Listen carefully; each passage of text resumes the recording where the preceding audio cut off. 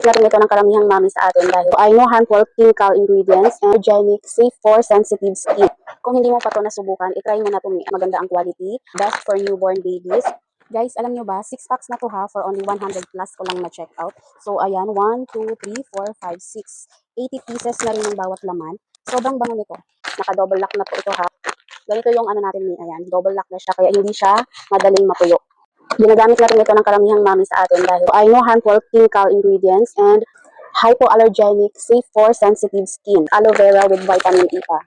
Kaya best for newborn babies.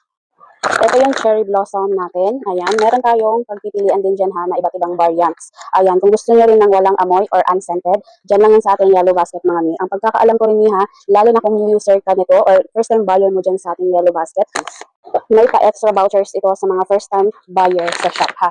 Ayan, check nyo dyan sa ating Yellow Basket mga mi habang may discounts pa tayo dyan. Ayan, go na kayo sa pag-check out.